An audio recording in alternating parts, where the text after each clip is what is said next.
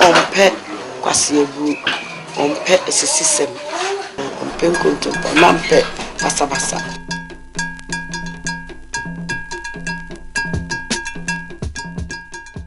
As we struggle within the confines of being a once colonized people, or wonder about our hopes for success in the future, there is little knowledge of who we were before.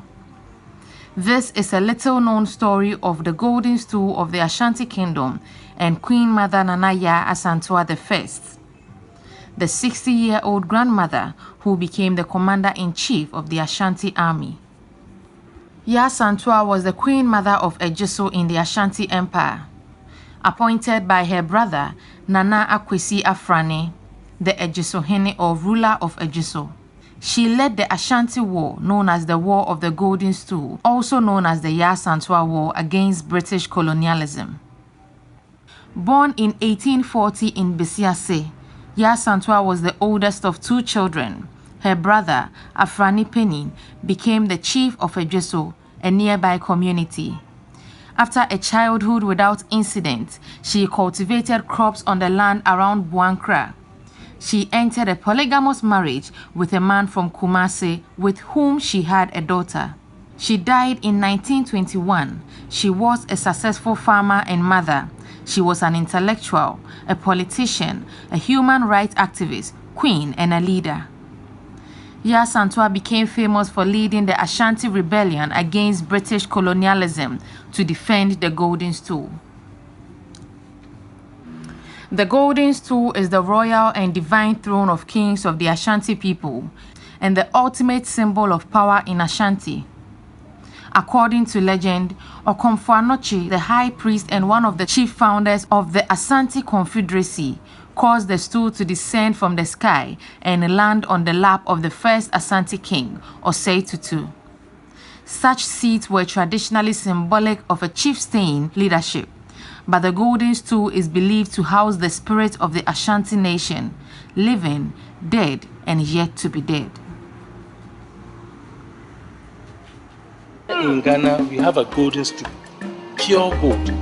It was not manufactured, it was conjured from the sky by a local priest called Okomfo, a spiritual golden stool. This golden stool unites all the Ashanti kingdom. If you move it, trouble. Each stool is understood to be the seat of the owner's soul, and when not in use, it is placed against the wall so that other souls passing may relax on it. The Golden Stool is the royal throne and must never touch the ground. Instead, it is placed on a blanket. During inauguration, a new king is raised and lowered over the stool without touching it. The Golden Stool is carried to the king on a pillow, as only the Asantehene himself is allowed to handle it. During solemn occasions, the Golden Stool is placed on the king's left on a throne of its own. Many wars have broken over the ownership of the royal throne. In 1896, Asantehene Prempeh I was deported rather than risk losing both the war and the throne. In 1900, Sir Frederick Hodgson, the governor of the Gold Coast, demanded to be allowed to sit on the Golden Stool and ordered that a search for it be conducted. This provoked an armed rebellion known as the War of the Golden Stool, which resulted in the annexation of Ashanti to the British Empire, but preserved the sanctity of the Golden Stool. In 1921, African road workers discovered the stool and stripped some of the gold ornaments. They were all taken into protective custody by the British before being tried according to local custom and sentenced to death. The British intervened and the group was instead banished. An assurance of non-interference with the stool was then given by the British and it was brought out of hiding. In 1935, the stool was used in the ceremony to crown Osei Tutu Agyeman Prempeh II. The Golden Stool is a curved seat, 46 centimeters high with a platform 61 centimeters wide and 30 centimeters deep. Its entire surface is inlaid with gold and hung with bells to warn the king of impending danger. It has not been seen by many, and only the king, queen, true prince, and trusted advisors know the hiding place. Replicas have been produced for chiefs and at their funerals are ceremonially blackened with animal blood as a symbol of power for generations. The stool is one of the main focal points of Asante today because it still shows succession and power. If the golden stool was ever to be destroyed or captured by the enemies of the Asante Kingdom of Ghana, the whole kingdom would descend into chaos. This statement is said to be a warning given by Okomfo Anoche, the priest or traditional healer of the Ashanti Empire, who is revered as the greatest and wisest sage of the Ashanti people. During her brother's reign, Asantewaa saw the Asante Confederacy go through a series of events that threatened its future, including civil war from 1883 to 1888. When her brother died in 1894, Asantewaa used her right as Queen Mother to nominate her own grandson as Ejisohene.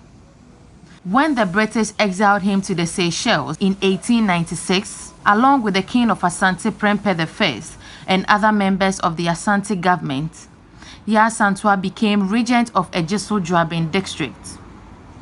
After the deportation of Prempeh I, the British Governor-General of the Gold Coast, Frederick Hodgson, demanded the golden stool, the symbol of the Asante nation. This request led to a secret meeting of the remaining members of the Asante government at Kumasi to discuss how to secure the return of their king. There was a disagreement among those present on how to go about this. Asantewaa, who was present at this meeting, stood and addressed the members of the council with these now famous words.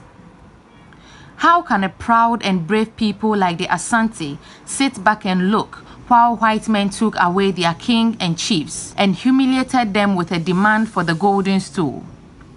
The golden stool only means money to the white men. They have searched and dug everywhere for it. I shall not pay one prejuan to the governor. If you, the chiefs of Asante, are going to behave like cowards and not fight, you should exchange your loincloth for my undergarments, which translates into Twi as Muntu Mudantam Mame na Munje Metam. And to dramatize her determination to go to war, she seized a gun and fired a shot in front of the men. Asantewaa was chosen by a number of regional Asante kings to be the war leader of the Asante fighting force. This is the first and only example for a woman to be given that role in Asante history. The Ashanti-British War of the Golden Stool, also known as the Asantewaa War, was led by Queen Mother Nana Asantewaa with an army of 5,000.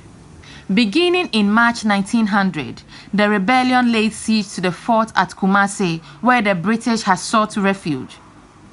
The fort still stands today as the Kumasi Fort and Military Museum. After several months, the Gold Coast governor eventually sent a force of 1,400 to quell the rebellion. During the fighting, Queen Nana Asantewaa and 15 of her closest advisors were captured, and they too were sent into exiles to the Seychelles. The rebellion represented the final war in the Anglo-Asante series of wars that lasted throughout the 19th century.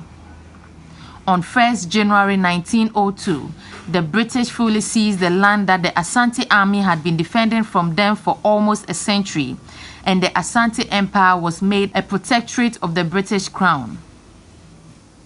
Asantewaa died in exile in the Seychelles on 17 October 1921. 3 years after her death, on 17 December 1924, Prempeh I and the other remaining members of the exiled Asante court were allowed to return to Asante. Prempeh I made sure that the remains of Nana Asantewaa and the other exiled Asantes were returned for a proper royal burial. Asantewaa's dream for an Asante free of British rule was realized on 6 March 1957 when the Asante Protectorate gained independence as part of Ghana. Ghana was the first African nation in sub-Saharan Africa to achieve this feat. Asantewaa understood the ramifications of British occupation. She is seen by Ghanaians today as Queen Mother who exercised her political and social clout to help defend her kingdom. The role she played in influencing the Ashanti men to battle the British appears to be a function of her matriarchal status. The experience of seeing a woman serving as political and military head of an empire was foreign to British colonial troops in the 19th century Africa. Asantewa's call upon the women of the Ashanti Empire is based on the political obligations of Akan women and their respective roles in legislative and judicial processes. The hierarchy of male stools among the Akan people was complemented by female counterparts. Within the village, elders who were heads of the matrilineages constituted the village council known as Odikro. The women, known as Impenifuo and referred to as Abrewa or Obapeni, were responsible for looking after women's affairs. For every Odikro, an Obapeni acted as the responsible party for the affairs of the women of the village and served as a member of the village council. The head of a division, that's the Ohene, and the head of the autonomous political community, the Amahene, had their female counterparts known as the Ohema, a female ruler who sat in their councils. The Ohema and the Ohene are all of the same blood or localized matrilineage. Asantewaa remains a much-loved figure in Asante history and the history of Ghana as a whole for her role in confronting the colonialism of the British. She is immortalized in the song Koko Hinkroe, Asantewaa Oba Besi Ojina Prema Nwe, Waye Bie Jayo.